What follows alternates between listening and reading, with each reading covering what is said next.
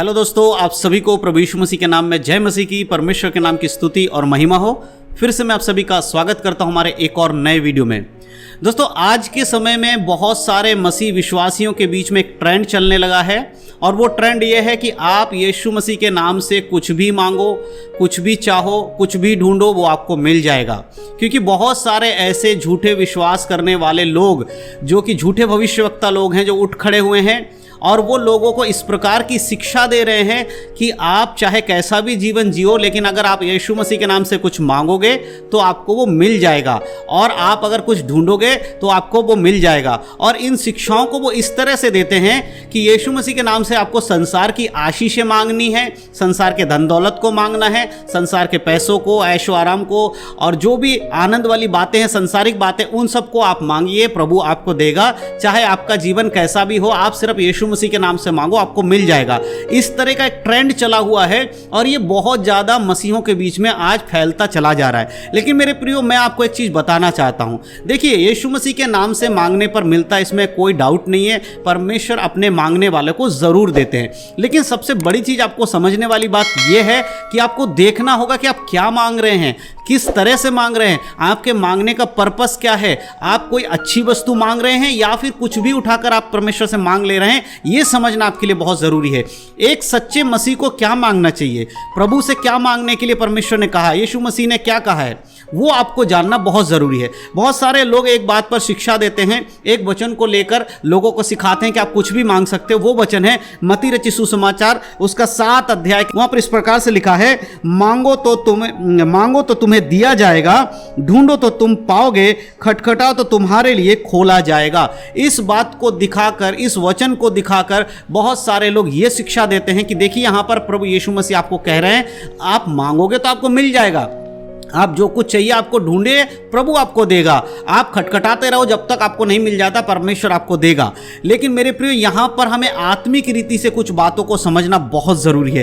क्या सच में यह वचन इसलिए लिखा गया है ताकि आप परमेश्वर से संसारिक वस्तुओं को मांगे, या फिर इस वचन का मतलब यह है कि आप जाएं और चर्च में जाकर प्रार्थना करें, या आप अपने घर में बैठकर प्रार्थना करें, प्रभु मुझे एक घर का मुझे 4 घर दे दीजिए, एक मंजिल मेरा बना हुआ है, आप 2 मंजिल और बना दीजिए, मेरे पास साइकिल है, मुझे मोटरसाइकिल दे दीजिए।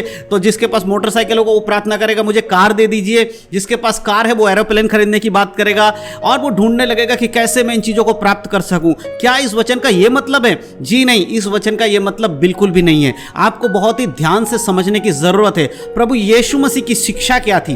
प्रभु यीशु मसीह जब भी कुछ बात कहते थे, वो कहते थे सबसे पहले क्या करना, आपको परमेश्वर के राज्य को आपको बढ़ाना है, या परमेश्वर के राज्य में खुद को बढ़ाना है, उसके वचन के अनुसार चलना है। जहां पर भी यीशु मसीह ने कुछ कहा है, वहां पर उसने परमेश्वर के वचन को महत्व दिया है। आपका पवित्र जीवन के ऊपर फोकस होना बहुत जरूरी है। यहां पर भी अगर आप कुछ मांगते हैं, उसको मांगने का तरीका होना चाहिए। सबसे पहले परमेश्वर का वचन कहता है कि संसार की जो वस्तुएं हैं उनकी जरूरत तुम्हें है, इसके बारे में परमेश्वर जानते हैं। परमेश्वर को पता है कि मेरे बच्चों को क्या चाहिए, उसके खाने के लिए भोजन चाहिए, पहनने के लिए वस्त्र चाहिए, संसार में जीवन जीने के लिए बहुत सारी वस्तुओं की जरूरत है, वो सब चाहिए। ये आपके मांगने से पहले परमेश्वर को मालूम है। और परमेश्वर कहते हैं सबसे पहले तुम मेरे राज्य और धार्मिकता की खोज करो, तब ये सारी वस्तुएं तुम्हें मिल जाएंगी। मेरे प्रिय, याद रखिए, सबसे पहले परमेश्वर के राज्य और उसके धार्मिकता की खोज करनी है, तब ये वस्तु मिल जाएंगी। तो सबसे पहले आपको काम क्या करना होगा? मांगो तो तुम्हें मिलेगा, बिल्कुल सही है, लेकिन किस तरह से मांगना है, क्या मांगना है, यह हमें बाइबल के अनुसार देखना बहुत जरूरी है। और प्रभु जब कहते हैं कि सबसे पहले मेरे राज्य और धार्मिकता की खोज करो, तो भजन संहिता अगर हम पढ़ते हैं, भजन संहिता में 105 अध्याय में अगर आप आएंगे, भजन संहिता उसके 105 अध्याय के 4 और 5 आयत में मैं आपके लिए पढ़ के सुनाना चाहता हूं। वहां लिखा है, यहोवा की सामर्थ को खोजो, यहोवा की सामर्थ को खोजो, उसके दर्शन के लगातार खोजी बने रहो। क्या खोजना है? यहोवा के सामर्थ को खोजो, उस परमेश्वर के महान सामर्थ को अपने जीवन में लाइए, उसको ढूंढिए। और उसको ढूंढने के लिए आपको बाइबल पढ़ना होगा, बाइबल के वचन के अंदर उसके सामर्थ को ढूंढना होगा, उसको पढ़कर अपने जीवन में लागू करके परमेश्वर के सामर्थ को प्राप्त करना होगा। यही है कि तुम मांगो तो तुम्हें दिया जाएगा ना। परमेश्वर से मांगिए कि प्रभु आप मुझे बुद्धि दीजिए, प्रभु आप मुझे पवित्रता जीवन जीने के लिए मदद कीजिए, प्रभु मुझे ऐसा ज्ञान दीजिए ताकि मैं पाप को समझ सकूं और आपके वचन को समझ सकूं और उनसे पाप से परे रह सकूं। ये मांगिए परमेश्वर से। और आगे प्रभु का वचन कहता है कि लगातार उसके दर्शन की खोज करो, प्रभु से लगातार आप पूछते रहो, ढूंढते रहो कि परमेश्वर की इच्छा आपके जीवन में क्या है। लगातार ढूंढते रहो परमेश्वर की इच्छा आपके जीवन में क्या है। ये है आपको मांगना है, ये ढूंढना है कि प्रभु आपकी इच्छा मेरे जीवन में क्या है। 5 आयत में लिखा है और 5 में इस प्रकार से लिखा हुआ है, उसके किए हुए आश्चर्य कर्म स्मरण करो, उसके चमत्कार और निर्णय स्मरण करो। परमेश्वर के आश्चर्य कर्म को स्मरण करना है, उसके चमत्कारों को स्मरण करना है, उसके निर्णय को स्मरण करना है कि उसने क्या आश्चर्य कर्म किया है, उसको आपको स्मरण करना होगा। उसने क्या चमत्कार किया है, उसको आपको स्मरण करना होगा, उसे देखना होगा अपने जीवन में। उसके निर्णय को देखिए, उसका निर्णय क्या था कि परमेश्वर की इच्छा को पूरा करना, उसको स्मरण करो। मेरे प्रियो, आज आपके और मेरे जीवन में यह होना बहुत जरूरी है। यदि आप और हम परमेश्वर के वचन में चलते हैं और इन बातों को नहीं करते हैं तो याद रखिए कि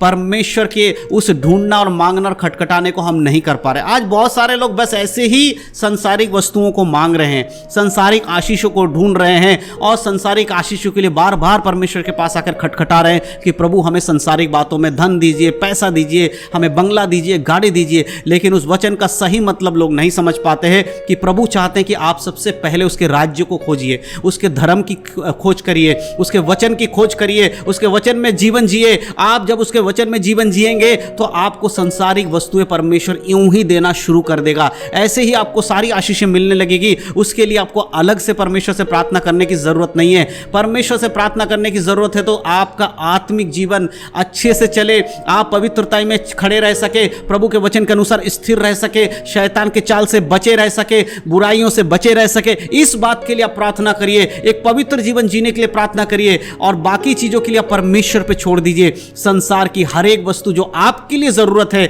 आपके रहने के लिए, खाने के लिए, आपके पहनने के लिए, ओढ़ने के लिए, आपके परिवार के पालन पोषण के लिए जिस चीज की जरूरत है वो सब परमेश्वर आपको यूं ही दे देगा यदि आप परमेश्वर के वचन के अनुसार चलते हैं और सही रास्ते में चलते हैं। बाइबल के वचन को गलत ना प्रस्तुत करते हुए, उसको सही रीति से समझते हुए, दूसरों को अच्छाई से सिखाते हुए और पवित्र आत्मा के द्वारा सीखते हुए अगर आप चलेंगे तो परमेश्वर आपको हर एक वस्तु जो आपके जीवन के लिए जरूरी है वो मुहैया कराएंगे। लेकिन मेरे प्रियो, आज बहुत सारे मसीह लोग सिर्फ और सिर्फ झूठे भविष्यवक्ताओं के पीछे चलना शुरू कर चुके हैं। वो प्रभु की ओर नहीं बढ़ रहे हैं। कोई भी व्यक्ति ना जल्दी से बाइबल खोलकर कुछ भी नहीं देखता, कौन क्या कह रहा है बस उस पर विश्वास कर लेता है। कोई भी आकर चिन्ह और चमत्कार दिखा देता है, उस पर विश्वास कर लेता है। कोई भी आकर पानी और तेल के बारे में, anointing water, anointing oil, anointing salt, नमक, साबुन, ये बोल देता है, उसके पीछे चल देता है। कोई आकर दुष्ट आत्माओं को निकालने की बात कर देता है, उसके पीछे चल देते हैं। मेरे मसीह लोगों, याद रखिए, चिन्ह और चमत्कार यीशु मसीह के नाम से होते हैं, लेकिन चिन्ह और चमत्कार आपको स्वर्ग में लेकर